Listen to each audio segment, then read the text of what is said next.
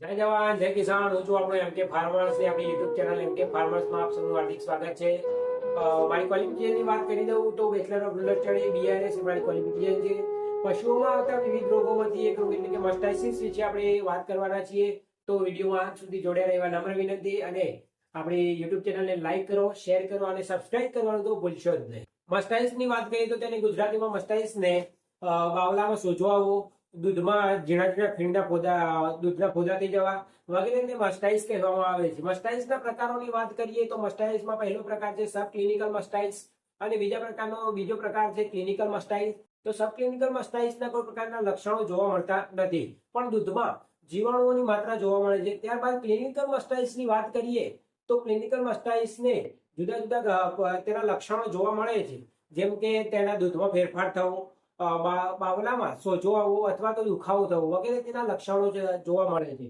ત્યારબાદ તેના જુદા જુદા કારણો વાત કરીએ કે કયા કારણોસર આપણી ગાય અથવા તો ભેંસને આ મસ્ટાઇટિસ થાય છે, તો તેમાંથી પહેલું કારણ એ છે કે બેક્ટેરિયા દ્વારા અપૂર્ણ દોહનને કારણે, મતલબ કે કોઈ પ્રકારની ગાય અથવા તો ભેંસ વધારે દૂધ અથવા તો દૂધ આપતી હોય તો તેને અડધું દોઈને મૂકી દેવાને કારણે દૂધ અંદર જમા રહે છે અને તેના કારણે ચેપ અથવા તો મસ્ટાઇટિસ થવાના કારણો વધી જાય છે। ત્યારબાદ અપૂર્ણ દોહન થઈ જાય ત્યારબાદ અસ્વચ્છ દોહનને કારણે, મતલબ કે ગંદા વાસણોમાં, મશીનમાં અથવા તો ગંદા હાથ વડે આપણે ગાય અથવા તો ભેંસને દોહન કરીએ છીએ તો તેના કારણે પણ આ રોગ થવાની શક્યતાઓ રહે છે।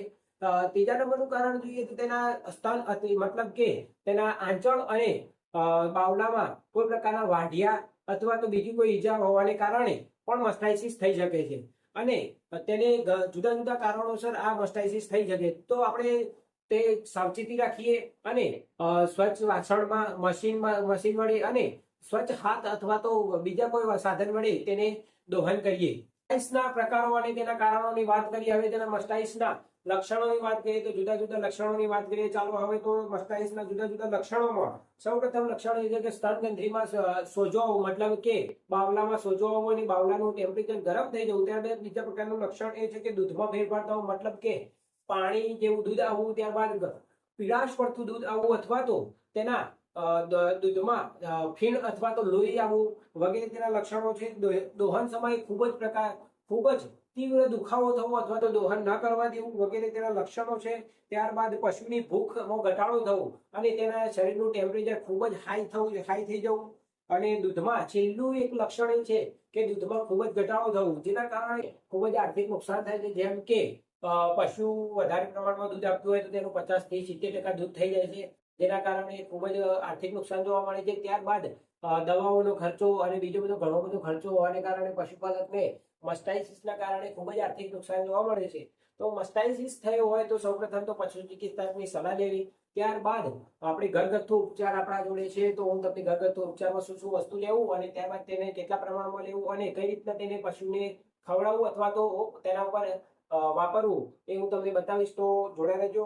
તો સૌપ્રથમ તો આપણે લીધું છે હળદર લીધી છે, ત્યારબાદ લીંબુ છે, ગોળ છે આપણી જોડે, ચૂનો છે, કુંવરપાઠું છે આપણી જોડે અને મીઠા લીમડાના પાન છે।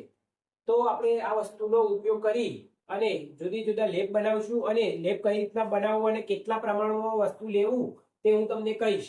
વસ્તુ મેં તમને બતાવી એ વસ્તુ કેટલા પ્રમાણમાં અને કઈ રીતના લેવી, કઈ રીતના ઉપયોગ કરવો તો હું તમને કહી દઉં। તો સૌપ્રથમ કુંવરપાઠું 250 ગ્રામ લેવું, હળદર 50 ગ્રામ લેવું, ચૂનો 15 ગ્રામ લેવો, લીંબુના 2 નંગ લેવા અને મીઠા લીમડાના પાનના 2 મુઠ્ઠી મીઠા લીમડાના પાન લેવા અને જરૂરિયાત પ્રમાણે ગોળ લેવો।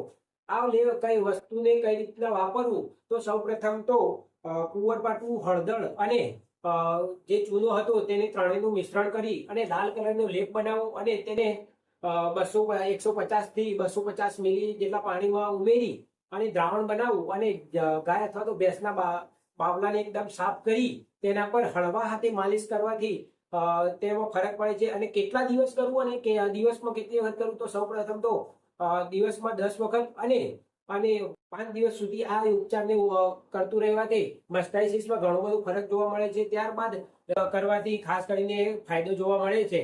અને જો ખાસ કરીને દૂધમાં લોહી આવતું હોય તો તે વસ્તુને આપણે ઉપચારમાં ગોળ અને 2 મુઠ્ઠી મીઠા લીમડાના પાનને મિક્સ કરીને ખાણ અથવા તો એકલા ખવડાવવાથી જ્યાં સુધી લોહી બંધ ન થાય ત્યાં સુધી ખવડાવવાથી તેના દૂધમાં લોહી આવતું બંધ થઈ જાય છે અને અમારા આ વસ્તુથી ઘણો બધો જોવા મળે છે અને મસ્ટાઇસિસ મટી પણ જાય છે અને પશુ ચિકિત્સકની તમારે સલાહ લેવી ખૂબ જ જરૂર છે. અમારી જોડે જે માહિતી હતી એ તમારા સુધી પહોંચતી કરી. અમારા વિડીયોને પશુપાલકો સુધી પહોંચતો કરો, લાઈક કરો, શેર કરો અને સબસ્ક્રાઇબ કરવાનું તો ભૂલશો જ નહીં. જય જવાન, જય કિસાન, જય ગૌ માતા.